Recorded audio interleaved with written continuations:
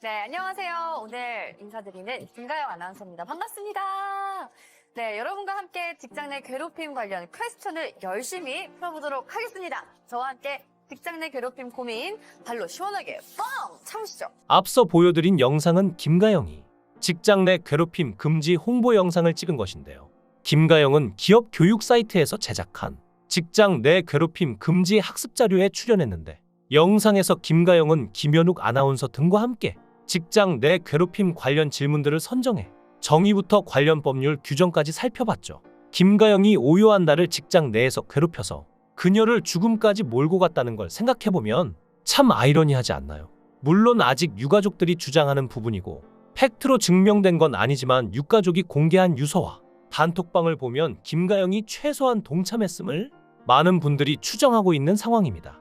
유가족이 진짜 악마는 이현승, 김가영 이라며 박하명, 최아리는 대놓고 괴롭혔지만 이현승, 김가영은 뒤에서 몰래 괴롭혔다 고 실명 폭로를 하고 단톡방까지 공개했기 때문인데요. 그리고 여기서 장성규가 등장합니다. 장성규에 대한 부분은 MBC 관계자가 증언하기도 했는데요. 김가영이 장성규하고 아침 방송을 해요.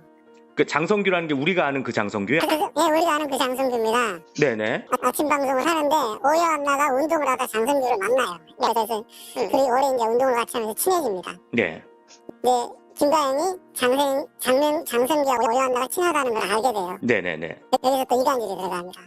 오빠, 걔 거짓말하는 애야. 거짓말이야. 얘 싸가지 없어. 이렇게 인터뷰를 했는데요.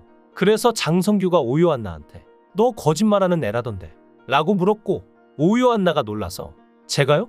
누가 그래요? 라고 했더니 장성규가 김가영이 그랬다 라고 했다는데요. 실제로 유가족이 공개한 단톡방을 보면 이현승이 김가영에게 너랑 장성규랑 친한 거 오요한나가 모르냐며 멍청하다고 비난했고, 김가영은 장성규가 오요한나 일 얘기 안 해서 모르니까 다 말했다고 했는데요. 그리고 비오오라고 지목된 사람은 오요한나가 장성규한테 자신이 기상팀이랑 회사에서 혼자라고 말했다고 이현승한테 전했고, 장성규가 무슨 일이냐고 물어봤다는데요. 많은 사람들은 비오오라고 지목된 사람이 김가영의 또 다른 계정이 아니냐고 추정하고 있습니다. 애초에 김가영에게 물어본 게 장성규였기 때문이죠.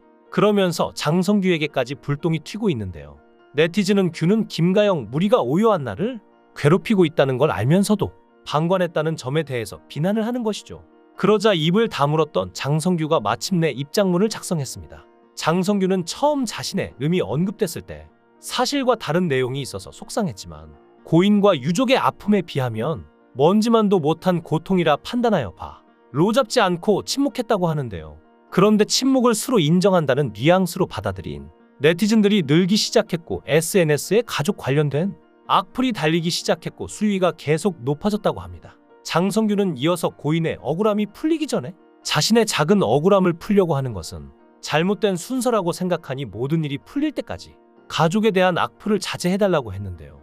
그러니까 장성규는 어느 정도 알고 있었는지, 그리고 어떻게 대처했는지 해명하기보다는 오요한나의 억울함이 풀릴 때까지 해명하지 않고 오요한나를 괴롭힌 이들의 처벌이 끝나고 나면 그때 자신에 대한 것을 해명하겠다고 한 것입니다. 이런 상황에서 오요한나의 생전 마지막 행적이 알려지며 더욱 가슴 아파하는 사람들이 많은데요.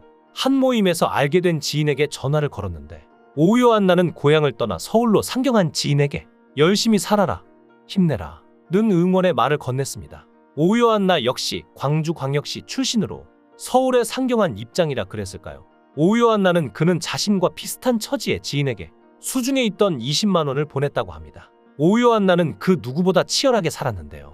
입사 초부터 새벽 라디오 오전 5시와 아침 뉴스 오전 5시 방송에 투입됐고, 이를 위해 회사 숙직실에서 석 달가량 잠을 자기도 했습니다. 이게 너무 힘든 나머지 회사 근처에 집을 얻었지만 매일같이 새벽 2시에 일어나 메이크업 등 방송을 준비했고, 퇴근 이후에는 부족한 급여를 충당하기 위해 헬스 트레이너 등 투잡을 뛰어야만 했는데요. 이는 기상캐스터의 급여가 시간에 비해 적었기 때문입니다. 오요한나는 방송마다 출연료 성격의 급여를 받았고, 이는 건당 8만 원 정도로 월 130만 원에서 160만 원의 불안정한 수입을 받는 것이 고작이었다고 합니다.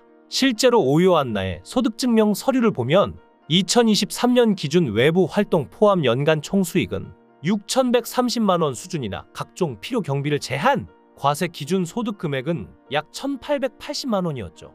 이렇게 빡빡한 스케줄 가운데 의지가 되어야 할 동료들로부터 괴롭힘을 당한 그녀의 심정이 어땠을까요?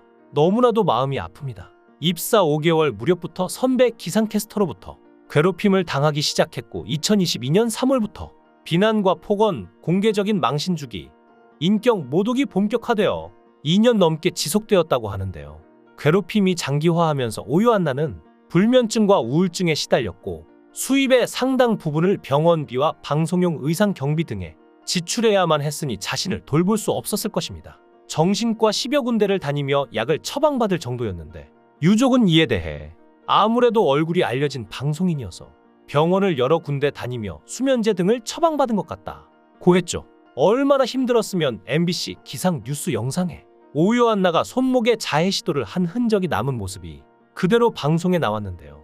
오요한나는 사망 3주 전 주말이 지난 후인 지난해 8월 26일부터 8월 29일까지 왼팔 안쪽 손목에 밴드를 붙이고 기상 뉴스를 진행했죠. 도대체 어떤 심정이었을지 차마 상상할 수도 없습니다. 또 그 이후에는 가양대교에서 시도를 하다가 실패했는데요. 뛰어내리려 하던 걸 지나가는 할머니가 붙잡고 끌어내려 신고하고 경찰이 출동해 보호하고 있다는 전화가 유족에게 왔다고 합니다. 그래서 가족들이 왜 죽으려고 그랬냐고 했더니 직장이 힘들다. 등뼈가 부러질 것 같이 아프고 창자가 다 끊어질 것처럼 힘들어 사는 게 너무 고통스럽다. 차라리 편안해지고 싶다고 말했다는데요. 그래서 유족은 당시 안 되겠다. 가족 동의로 6개월 입원시켜야 되겠다고 하니 오요한나가 방송해야 한다.